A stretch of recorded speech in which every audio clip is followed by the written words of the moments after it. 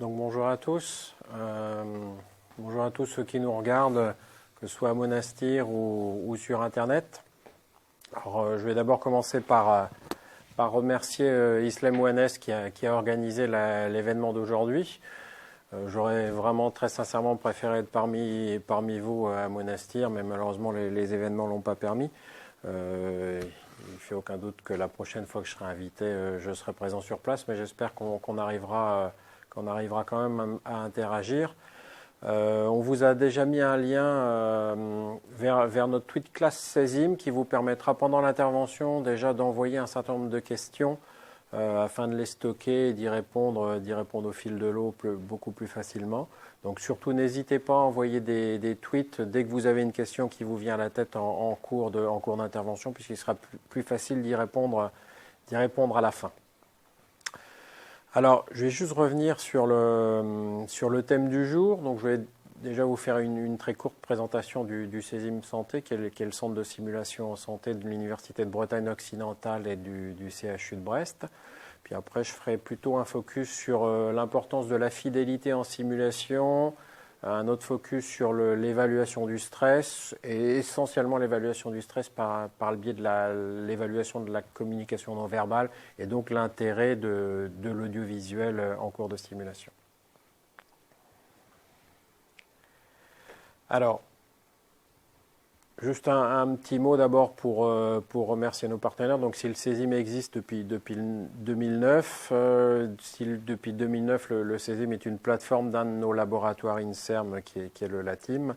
Donc, c'est parce que nous avons trois gros partenaires, donc le CHRU de Brest, l'Université de Bretagne occidentale, bien entendu l'INSERM. Et nous avons bénéficié pendant les dernières années d'un énorme soutien, en particulier financier, mais aussi logistique, par l'Agence nationale de la recherche et le CGI dans le cadre des projets IDEFI pour Initiative d'excellence en formation innovante, par le biais du programme IDEFI REMIS.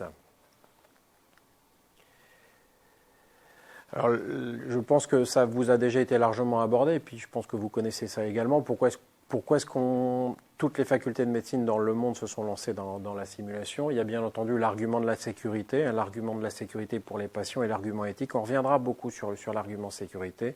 Et l'idée maintenant qui est largement acceptée, c'est qu'on ne doit plus jamais faire un premier geste sur un patient quand on est étudiant.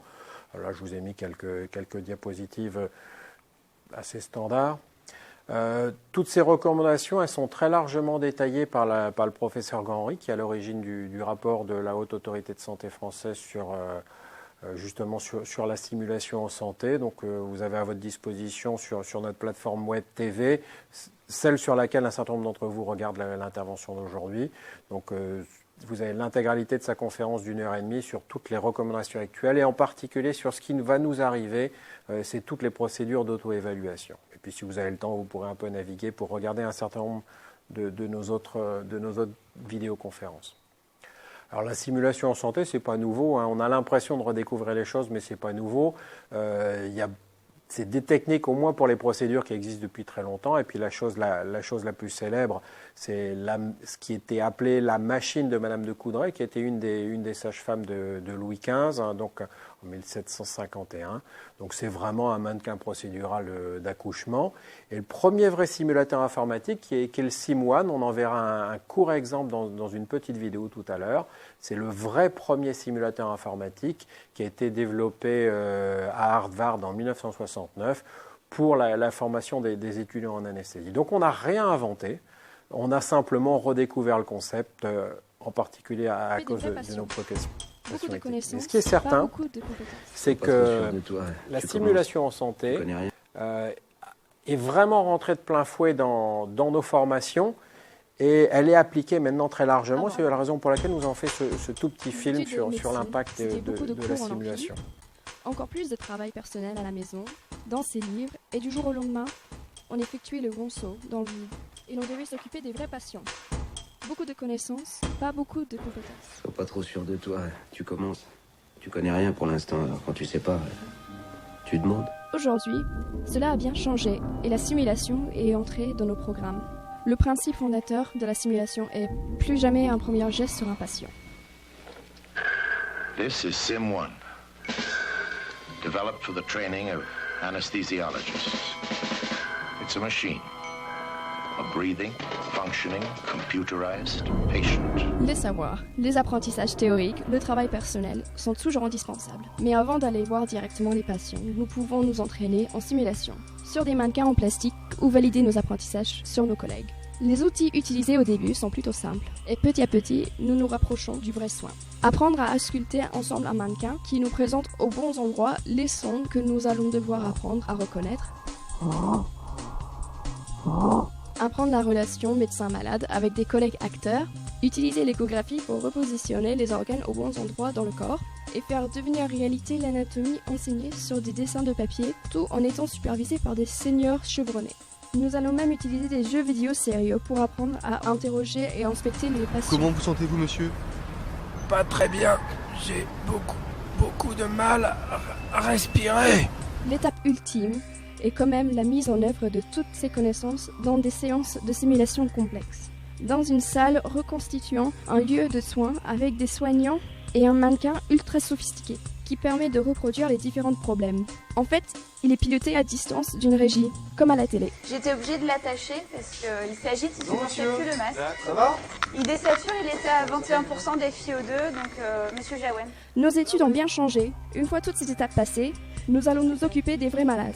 J'ai hâte d'y être.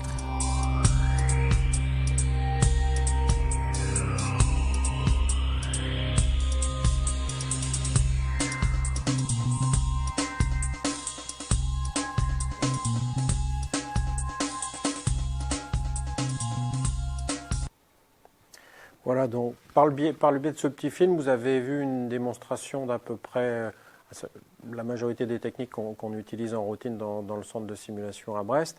Ça représente quoi aujourd'hui? Ça représente aujourd'hui à peu près ce qu'on appelle 2500 apprenants jour, le centre de simulation. Alors, apprenant jour, c'est une drôle d'unité.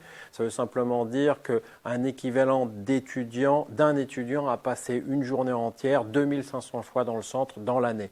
Donc ce qui représente un volume extrêmement important d'étudiants qui passent au quotidien dans le centre.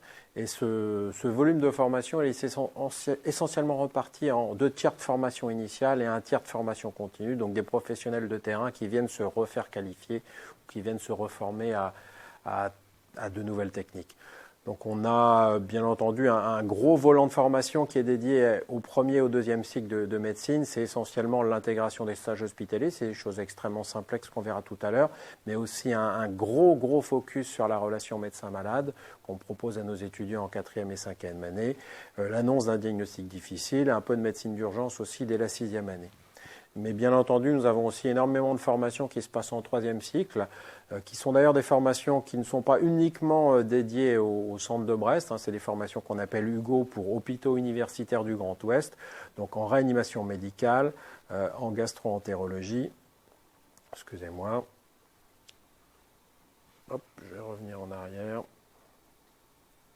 Donc en gastro-entérologie, on a un gros module d'endoscopie digestive interventionnelle, de la médecine du travail, et puis beaucoup d'anesthésie aussi, puisque les anesthésistes viennent chez nous à peu près, une fois tous les 15 jours, dès le mois de septembre jusqu'à la fin de l'année universitaire. Donc un gros volume de formation. Alors donc ça c'est vraiment l'activité de notre centre. Vous avez déjà vu le petit film qui vous explique comment on a vraiment intégré la simulation dans les études de médecine sur Brest. Juste quelques définitions quand même avant d'aller un petit peu plus loin sur les aspects plus spécifiques. Juste qu'est-ce que la simulation? C'est également des choses que vous connaissez. La simulation, c'est créer des expériences, mimer des processus, se rapprocher le plus possible de la vraie vie entre guillemets et dans un but éducatif. Et tout de suite après, à ce mot de simulation, on accole souvent la notion de fidélité.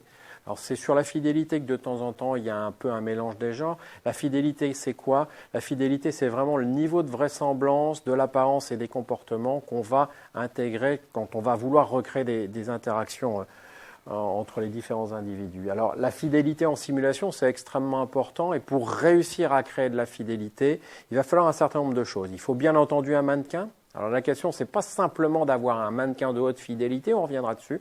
Il faut un mannequin qui va simuler le patient ou un patient acteur. Il faut un environnement, donc quelque chose qui ressemble à une chambre de patient. Un équipement, il faut des équipements qui sont souvent le plus proche possible de ce qu'on va obtenir dans la vraie vie. Et puis, il va falloir qu'à nos apprenants, ici un médecin, ici une infirmière, des aidants, on leur fournisse une tâche qui est une tâche qu'on veut leur apprendre ou qu'on veut les aider à perfectionner. Et c'est par le biais de la fidélité, ça nous sert à créer ça, ce qui est marqué ici, c'est à créer de l'interaction psychologique. C'est quand justement on va voir l'interaction psychologique se créer entre l'infirmier et le médecin, là qu'on va réellement avoir réussi à créer notre simulation de haute fidélité. Mais la simulation haute fidélité, je l'ai dit, ce n'est pas uniquement des mannequins haute fidélité, c'est-à-dire des mannequins extrêmement chers, c'est plus uniquement lié à l'environnement. Et là, j'ai repris une diapositive de l'équipe de Stanford, juste avant, encore une fois je reviens en arrière. Donc une diapositive de l'équipe de Stanford qui explique vraiment bien ce que c'est que la fidélité. Donc là, vous prenez un mannequin de haute fidélité, un mannequin qui est extrêmement coûteux, mais vous le mettez dans un environnement totalement ordinaire. Vous mettez le mannequin sans maquillage dans la salle de cours. Il y a très peu d'interaction. Vous allez juste faire de la procédure. Vous avez beau avoir utilisé un mannequin de haute fidélité, vous ne faites pas de la simulation de haute fidélité parce que l'environnement n'est pas fiable. L'environnement n'est pas fidèle plutôt. Comme l'environnement n'est pas fidèle, vous n'allez pas créer d'interaction entre les différents intervenants. Vous reprenez le même mannequin qui n'est pas forcément un mannequin de haute fidélité, vous le mettez dans un environnement qui, cette fois-ci, va être un environnement qui représente vraiment la vraie vie. Encore une fois, je reviens en arrière.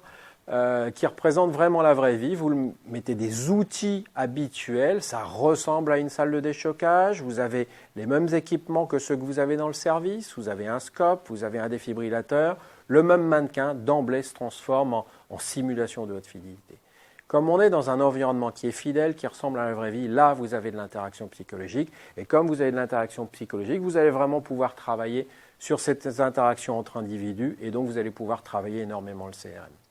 Alors, est-ce que cette fidélité, elle est réellement importante? Est-ce que ça vaut vraiment le coup de prendre autant de temps, de mettre autant de ressources en jeu pour créer cette fidélité au maximum? Oui, ça c'est certain. La fidélité, elle est très importante. Il y a beaucoup de définitions dans la littérature, il y a beaucoup d'expérimentations là-dessus. On sait en particulier que, surtout chez les étudiants novices d'ailleurs, que donc là, vous voyez ici à la verticale, c'est la qualité de l'apprentissage. Plus on va vers le haut, plus la qualité de l'apprentissage est importante. Et vers le bas, c'est le niveau de fidélité. Plus on va vers la droite, plus l'environnement est fidèle. Chez les étudiants novices, la fidélité elle est extrêmement importante. Avec un petit peu de fidélité, d'emblée, vous allez avoir une énorme amélioration de la qualité de l'apprentissage. Chez les experts, à l'inverse, vous allez avoir besoin de beaucoup de fidélité pour commencer à avoir un apprentissage de qualité. Et puis à partir d'un certain moment, vous pourrez rajouter le maximum de fidélité, avoir vraiment quelque chose qui ressemble à la vraie vie. Et puis la qualité de l'apprentissage ne sera pas optimisée. Donc le but du jeu, quand on recherche la fidélité, c'est d'en avoir suffisamment. Il n'est pas forcément nécessaire d'en avoir trop pour se trouver vraiment dans la bonne zone qui nous donne la meilleure efficience et le meilleur apprentissage, et c'est ça qui va être vraiment difficile. Mais ce qui est certain, c'est qu'il faut vraiment toujours essayer d'avoir un environnement qui est le plus fidèle possible, parce que par cet environnement fidèle, on va réussir à optimiser les apprentissages, on va augmenter les interactions psychologiques, et on va vraiment pouvoir travailler le CRM. Puis on va aussi pouvoir créer du stress, et c'est ça qui est important. Si on améliore les interactions psychologiques, on améliore le stress. On crée du stress. Et on sait, et alors là, ce n'est pas du tout une composante qui est uniquement liée à la santé. Le stress, il est une composante essentielle de la performance dans tous les domaines. Là, je vous ai pris une plaque qui sort d'un site de sport. Ça n'a rien à voir, absolument rien à voir avec la santé. Mais c'est ce qu'on appelle la loi de Yerkes-Hodgson, qui est une loi vraiment très connue en psychologie cognitive. Quel que soit le domaine, on sait qu'il faut toujours chercher un niveau de stress optimal. Et quand on est dans ce niveau de stress optimal, on est vraiment dans la zone de performance. En dessous de ce niveau de stress optimal, l'étudiant ne va pas être assez stressé par son environnement. Vous allez avoir des étudiants qui vont s'ennuyer. L'apprentissage ne va pas les intéresser. Vous allez même avoir des étudiants qui dorment au fond du cours. A l'inverse, si vous avez trop de stress, si l'étudiant est totalement paniqué parce que vous êtes en train de le faire faire, là on a mis peut-être une fidélité trop importante, trop de stimulation auditive. Là, vous allez créer du mauvais stress à l'inverse. Là, l'étudiant va se sentir fatigué, stressé, épuisé, désorganisé. Et donc, encore une fois, il va falloir trouver la bonne zone de fidélité pour trouver le bon niveau de stress, pour se mettre exactement dans la bonne zone de performance. Voilà, donc l'objectif de la simulation, c'est vraiment d'optimiser la fidélité pour se trouver dans cette zone de bon stress, entre guillemets. Alors, est-ce que la simulation crée réellement du stress? Il y a eu aussi beaucoup d'études sur l'évaluation de la qualité du stress qui a été induit par les simulations. Alors là, je vous ai ressorti une plaque qui a été présentée par l'équipe du Kremlin-Bicêtre. Donc, c'est de la simulation en médecine d'urgence, c'est de l'arrêt cardio-circulatoire, c'est des situations qu'on vit un petit peu tous les jours. Ils ont étudié un marqueur du stress qui est le cortisol. Donc, ils dosaient le cortisol sur chacun de leurs étudiants avant la simulation, pendant la simulation, après la simulation. Et ce qu'on voit de façon très claire sur ce graphe, si j'arrive encore à le faire marcher, je suis désolé. Ce qu'on voit très clairement sur ce graphe, c'est que avant la simulation, le niveau de cortisol est à son état de base. Pendant la simulation et à la fin de la simulation, il commence à monter pour finir par baisser. Donc oui, chez ces étudiants en simulation, le stress a été induit par la simulation. Et ce niveau de stress, ce qui est très important, c'est qu'il est proche de celui qu'on peut obtenir dans la vraie vie, puisque dans cette étude, ils avaient également mesuré le taux de cortisol d'internes qui étaient en situation d'urgence, mais de vraie urgence sur des vrais patients. Donc oui, la simulation, ça marche. Oui, la simulation, ça induit du stress. Oui, donc la simulation, ça se rapproche un peu de ce qu'on retrouve dans la vraie vie. Alors pourquoi tout ça? Pourquoi la fidélité? Pourquoi le stress? Parce que notre objectif, ça va être d'avoir vraiment de travailler sur le CRM, et notre objectif ultime, ça va être, tous nos étudiants sont bons, on va considérer que les étudiants qui viennent en simulation sont efficaces, ont travaillé leurs cours, ils ont énormément de connaissances, ils ont un beau socle de connaissances théoriques, sont tous donc des experts. Par contre, ce qu'on doit faire, ce qu'on doit créer avec la simulation, notre objectif ultime, ça va vraiment être de former une équipe experte. Alors, on prend toujours le même exemple, hein, l'équipe de France de football pendant la Coupe du Monde de 2010. C'était censément, moi j'y connais rien en football, mais c'était censément tous les meilleurs joueurs du monde. Individuellement, c'était les meilleurs joueurs du monde. N'empêche que ça en a fait l'équipe de football la plus nulle du monde. Pourquoi? Parce qu'ils étaient totalement incapables de travailler ensemble. Donc, une excellence individuelle, un travail d'équipe médiocre. Et le but de la simulation, ça va être de prendre des experts, nos étudiants seront tous des experts, nos apprenants seront tous des experts, nos professionnels qu'on met en simulation sont tous des experts, et le but de la simulation, par le biais de la fidélité, par le biais du stress induit, ça va être de travailler le travail d'équipe pour faire en sorte que tout le monde aille dans le même sens pour le bénéfice du patient. Et on sait vraiment que ce travail d'équipe, ça induit des erreurs médicales. Quand les équipes ne sont pas capables de travailler ensemble, ça va générer beaucoup d'erreurs médicales. Il y a eu un rapport de la Haute Autorité de Santé française qui est paru cette année, qui a fait beaucoup de bruit, qui a prouvé, ça avait déjà été prouvé depuis très longtemps aux États-Unis, ce rapport a fait beaucoup de bruit parce qu'il nous a montré que à peu près un patient sur 10 allait expérimenter une erreur médicale pendant son séjour à l'hôpital. Alors c'est majeur, une erreur sur 10, ce n'est pas tous des erreurs vitales heureusement, mais c'est un taux d'erreur qui est extrêmement important, et que ces erreurs médicales étaient liées dans plus de 70% des cas à des problèmes de communication d'équipe. Donc là on est vraiment dans le cœur du sujet. Les problèmes de communication d'équipe, de travail en équipe induisent des erreurs médicales, et ces erreurs médicales, elles sont extrêmement fréquentes.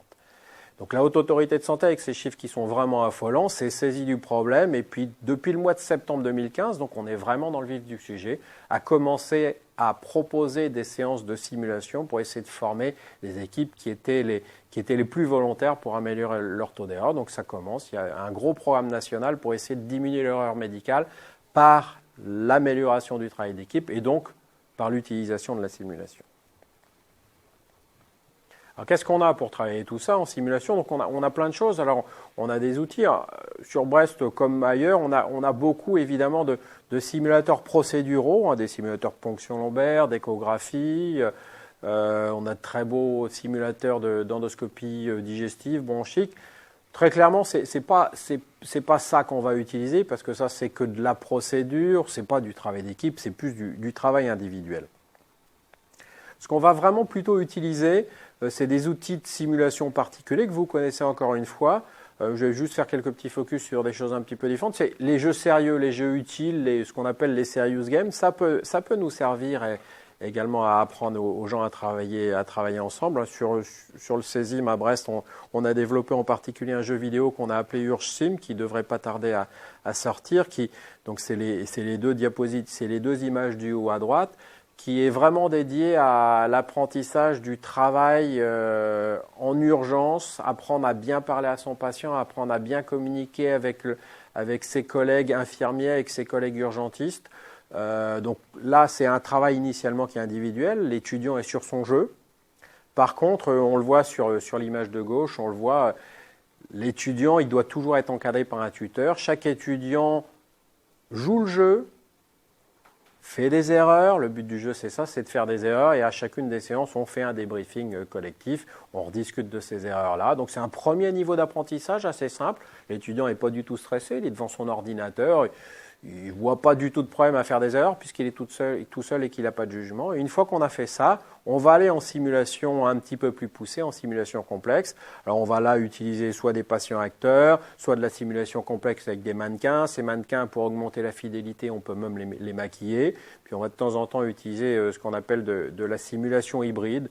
Donc c'est un patient acteur qu'on va habiller avec différents types de capteurs qu'on va aussi maquiller pour optimiser la chose. Puis souvent, surtout quand il y a des grandes implications psychologiques, en particulier dans l'annonce d'un diagnostic difficile, dans un entretien de famille un petit peu préoccupant, on aime toujours se faire encadrer d'un psychologue. Alors, en général, le clinicien, il va encadrer la séance sur le plan technique, sur le plan gestion de l'équipe assez standard, et le psychologue, lui, va plus travailler sur la relation soignant-soigné et les déterminants des réactions des uns et des autres. Alors, tout ce travail sur le CRM, tout ce travail sur les émotions, ça se base sur une chose essentielle, c'est l'outil audiovisuel. L'outil audiovisuel, dans le centre, on a vraiment de la chance d'avoir un technicien, Guy, qu'on voit sur la droite et puis qui est aujourd'hui derrière la régie. C'est une régie audiovisuelle, c'est de l'enregistrement, c'est des caméras, donc c'est un lourd environnement et cet environnement-là, on doit le mettre à disposition de l'enseignant pour essayer de capter toutes les choses qui vont nous permettre de dire qu'il y a de l'émotion, qu'il y a du stress. Et on sait que l'émotion, le stress, c'est essentiellement par le biais du langage corporel qu'on va le repérer. Alors il y a plein d'évaluations, là je vous ai mis 2 exemples. On sait que la majorité du stress et des émotions, on va le voir par du comportement non verbal. Donc sur la plaque du haut, c'est 65% du langage corporel, c'est du non verbal. Sur la plaque du bas, ça va même plus loin, puisque c'est pas loin de 93% de la communication qui est non verbale. Il y a aussi, bien entendu, de la communication verbale, 35%. Donc, bien entendu, c'est des choses qui sont extrêmement floues. Il n'y a pas de certitude. La seule certitude, quand même, il n'y a pas de certitude sur les chiffres, pardon. La seule certitude, c'est que vraiment, il va falloir qu'on s'attache à décortiquer la façon dont l'individu va bouger avec son corps, va faire des gestes pour essayer d'évaluer ses émotions. Alors, encore une fois, il y a plein de plaques sur Internet. Vous allez sur Internet, vous tapez langage corporel, évaluation des émotions, vous allez trouver plein de choses. C'est également une discipline qui est très très utilisée. Il y a beaucoup de gourous du langage corporel. Mais il y a quelques plaques qui sont assez classiques. C'est les jolis dessins que j'ai mis sur les diapositives ici. On sait bien que quand on se mord le doigt, c'est en général un signe d'inquiétude. On va se frotter la barbe comme moi. La plupart du temps, ça va signifier que notre apprenant, notre étudiant est plutôt perplexe. Il y a plein de choses comme ça que vous arrivez très facilement à appréhender. Le simple fait d'avoir une caméra qui enregistre ou d'être de l'autre côté de la vitre sans teint va vous permettre un petit peu d'évaluer tout ça. Mais il n'y a pas que le visage, il n'y a pas que les mains, il y a aussi la position corporelle. Alors encore une fois, c'est des dessins assez caricaturaux.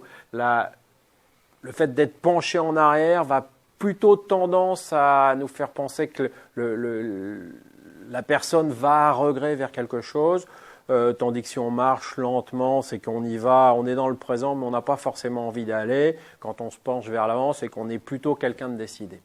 Alors bien entendu, on est d'accord, hein, tout ça c'est extrêmement subjectif, ça dépend de beaucoup de choses. C'est évidemment, il y a d'énormes différences individuelles, il y a des énormes différences culturelles, il n'y a aucune certitude. Quand on observe quelque chose de l'autre côté de la vie de santé, quand on a enregistré quelque chose, on a, nous, perçu, on a eu l'impression qu'il se passait quelque chose. Ce n'est pas pour ça qu'il s'est réellement passé quelque chose.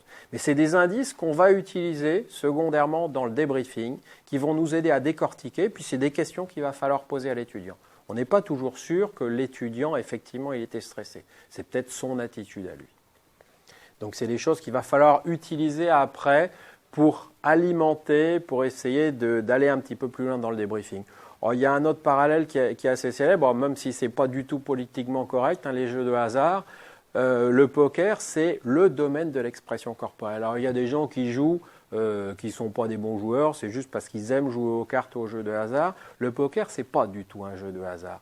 Les grands joueurs de poker, c'est des gens qui savent parfaitement décrypter les émotions, qui savent parfaitement décrypter le langage corporel. Alors là, c'est la couverture d'un livre qui avait été fait par un expert du langage corporel du FBI. Donc a priori, c'est des gens extrêmement sérieux, avec un des grands experts mondiaux du poker.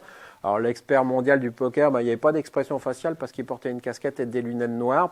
Par contre, l'expert du FBI lui a expliqué que c'est son attitude autour de la table, la façon dont il utilisait ses mains, la façon dont il parlait, qui allait quand même lui permettre de savoir s'il avait des grosses cartes ou des petites cartes et la façon dont il jouait. Donc dans ce livre, on voit quelques exemples. On voit le joueur de cartes qui discute et qui parle très fort avec son collègue d'à côté, en bougeant les mains dans tous les sens, même avec des différences culturelles évidentes entre le nord et le sud.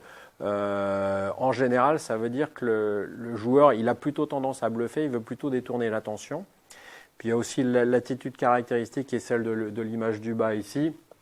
Un joueur qui monte ses cartes à quelqu'un d'autre qui est derrière, qui n'est pas dans le jeu, ça veut plutôt dire que d'abord qu'il a une grosse main, parce qu'en général, on ne monte pas quand on a quelque chose qui est... Quand on a des petites cartes, quand on sait qu'on va perdre, on ne monte pas, on a plutôt peur de le montrer. Donc ça veut dire qu'il a des grosses cartes, donc ça veut dire que le joueur qui est en face, il faut qu'il se cache et qu'il n'avance pas trop. Mais ça veut aussi dire que c'est un mauvais joueur. Enfin, c'est un joueur qui n'a pas beaucoup d'expérience, donc on va pouvoir le rattraper sur d'autres coups. Vous voyez que ça, c'est un exemple, ce n'est pas du tout dans le domaine, mais qui prouve de façon très claire le langage corporel a son importance.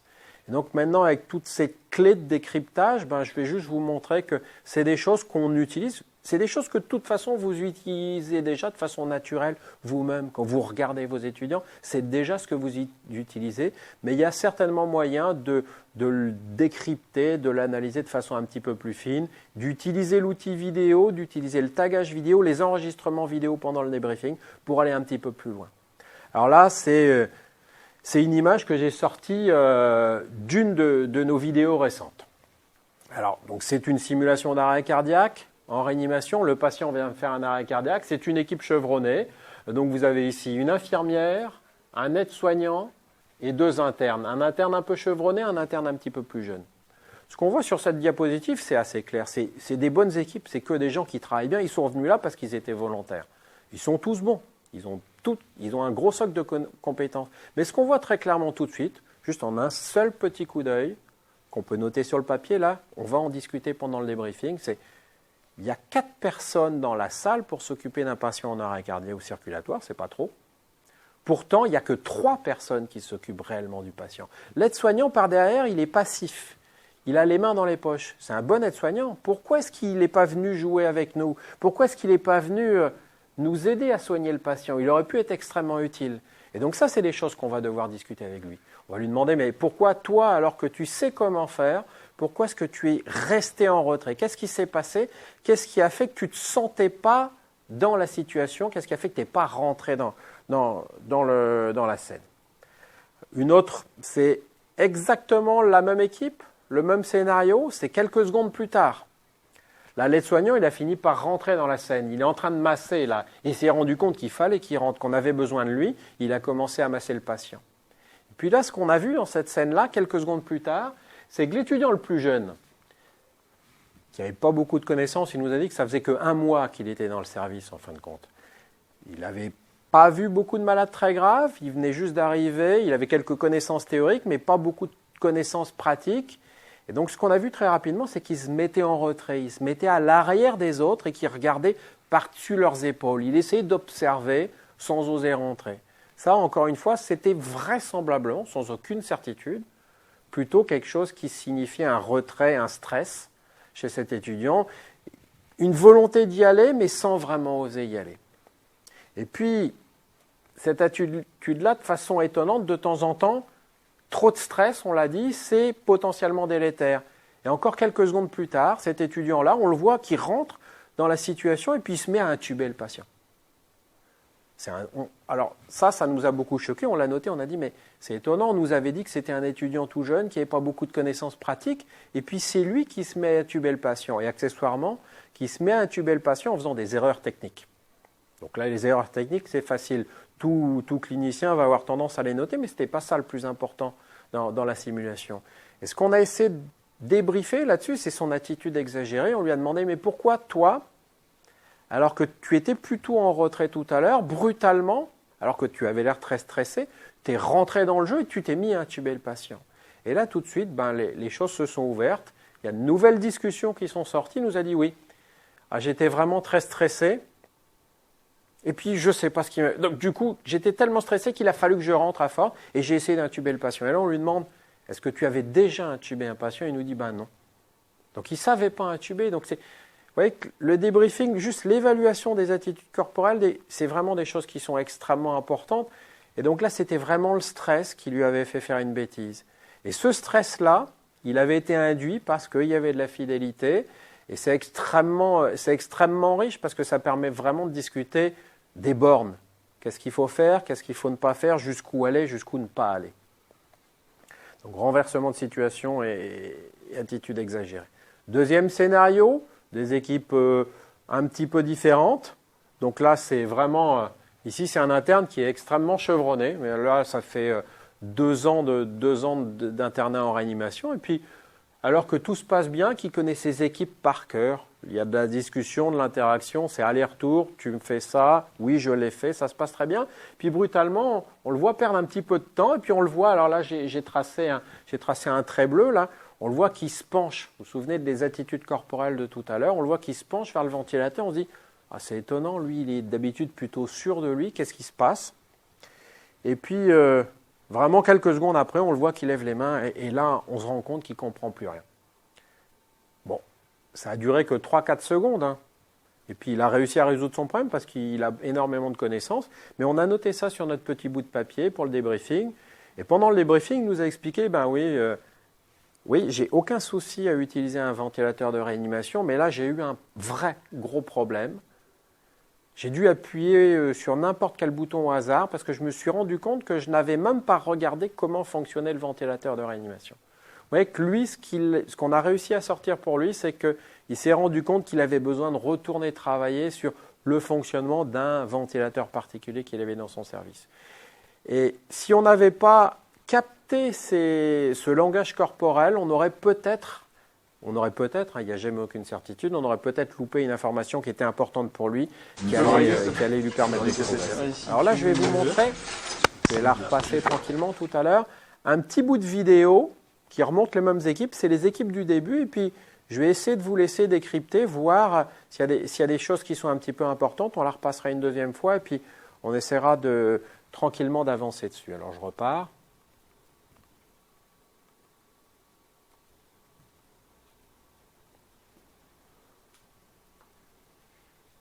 Donc je lance la vidéo. Et ben voilà. Ça dure très peu de temps. Tu prépares de l'adré? Ouais, tu peux mettre... Tu peux voir les gars. Si tu veux. Alors, donc je la repasse rapidement. Alors, donc c'est vraiment caricatural, hein, ces petites séquences. C'est le même aide-soignant de tout à l'heure qui était passif. Vous voyez, là, il est en arrière, là, il est passif, il lève les mains. Et puis, brutalement, on va le voir qui fait des allers-retours. Alors qu'on lui demande quelque chose, on le voit qui fait une espèce de petite danse. On appelle ça la danse autour du lit. il ne sait pas où se positionner, on ne sait pas où il va. Encore une fois, on lui pose la question, mais qu'est-ce qui s'est passé là? Ça fait 10 ans que tu travailles en réanimation, puis là on t'a vu faire des choses qu'on t'avait jamais vu faire. On t'a vu tourner autour du lit sans aucun sens, un peu comme un canard dans une basse-cour qu'on essaye d'attraper là. Puis il nous dit oui. Encore une fois, là j'étais tellement pris dans la situation, je me suis rendu compte là que j'étais vraiment trop stressé, qu'il fallait un peu que je diminue mon niveau de stress. Et là voilà, encore une fois, c'est le langage corporel, son attitude qui nous a permis de décrypter tout ça et puis d'avancer. Alors que la séquence suivante, c'est pour ça que je la montre, la séquence suivante, il a le dos vraiment très droit, il est très déterminé, il n'y a aucune raison, c'est un excellent aide-soignant. Il rentre dans l'affaire, il est tout droit, on l'avait bien déstressé, on avait bien débriefé de la première séquence, il y va, plus aucun problème de langage corporel, ça va, ça roule et ça avance.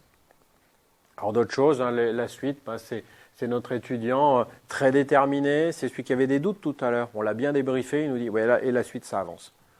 Il a une attitude très franche, il parle à l'infirmière en la regardant droit dans les yeux, elle le regarde droit dans les yeux, elle lui dit, oui, je fais ce que tu m'as demandé, et le message passe très bien, et donc là, c'est une communication d'équipe qui est impeccable. Alors, le langage corporel, la communication, l'évaluation du stress. Alors là, vous l'avez vu, c'est essentiellement de l'audiovisuel, mais on peut aller un petit peu plus loin, en particulier dans quelques études de recherche, quelques études pour des publications.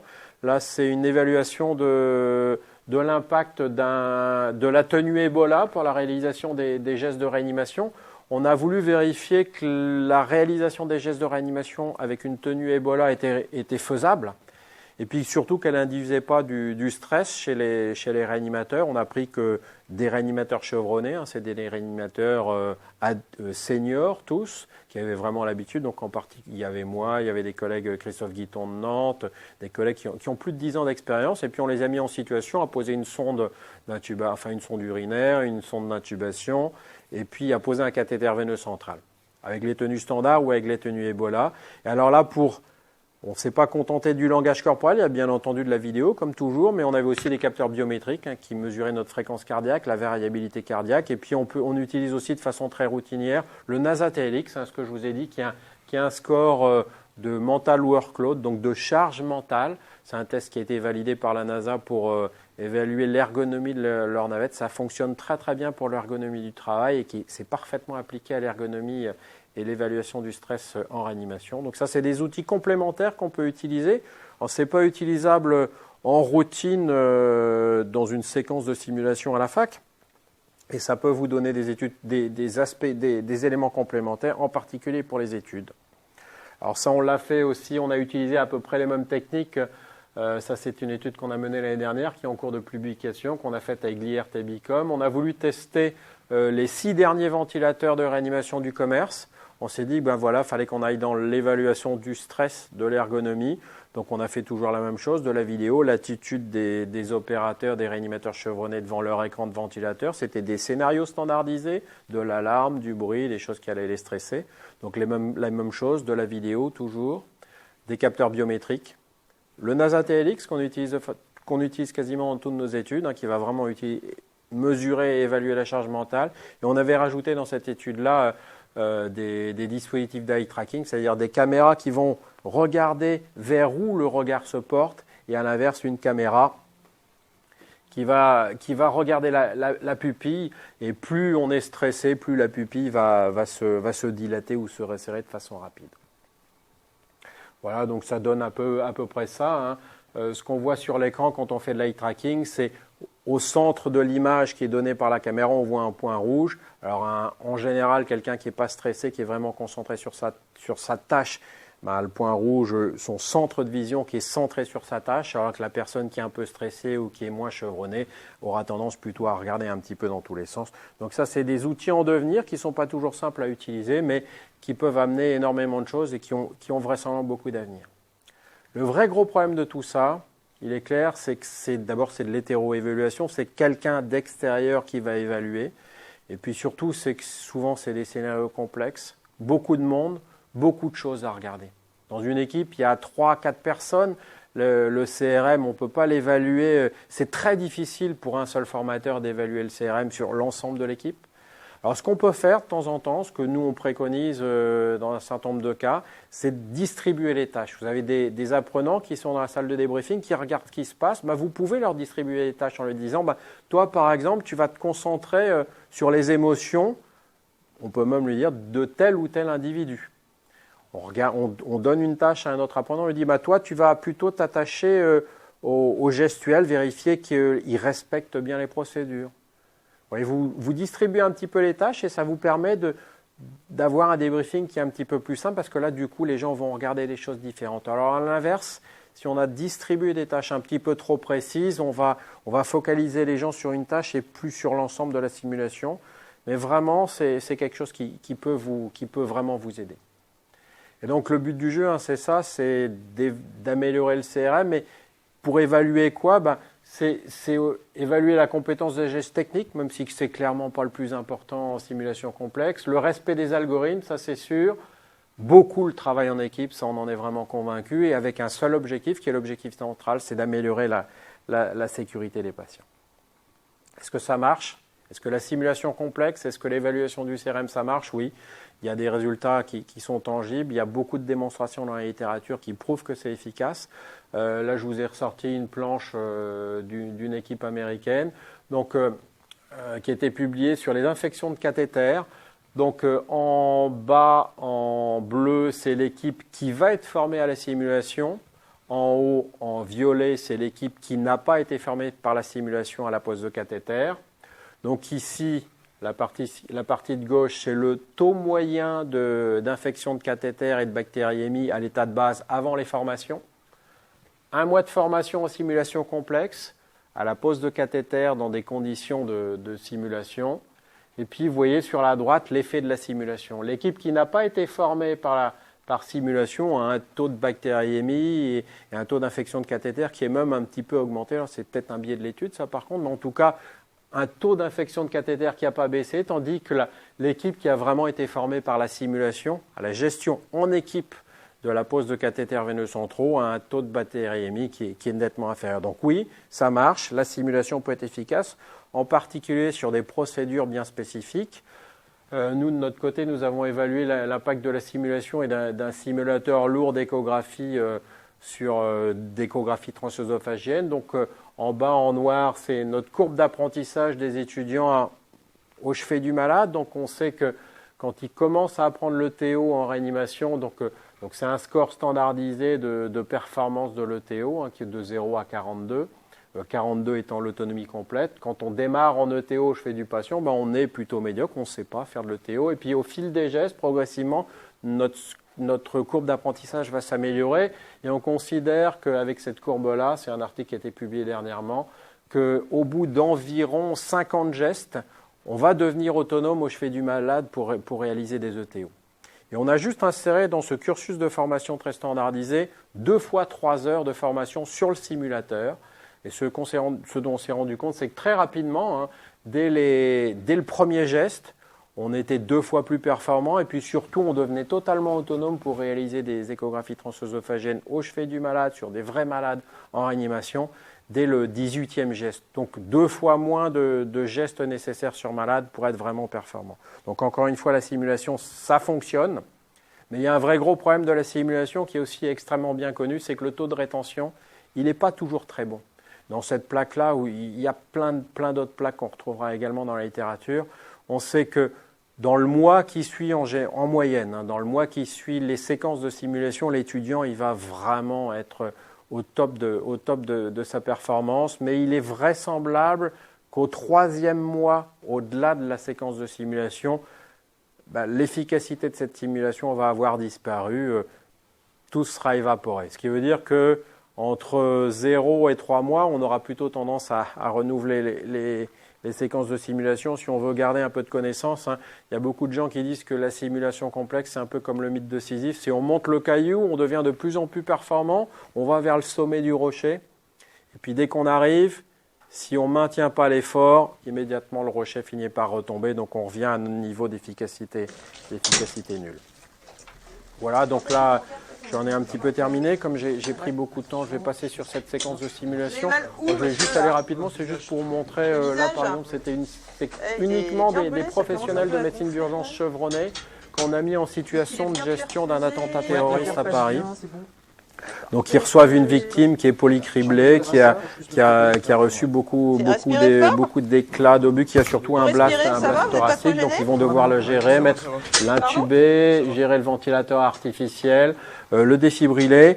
Et on a même inséré dans cette séquence, alors je vais juste revenir, on a même inséré de la réalisation d'échographie. Donc par le biais d'une simulation hybride et de notre...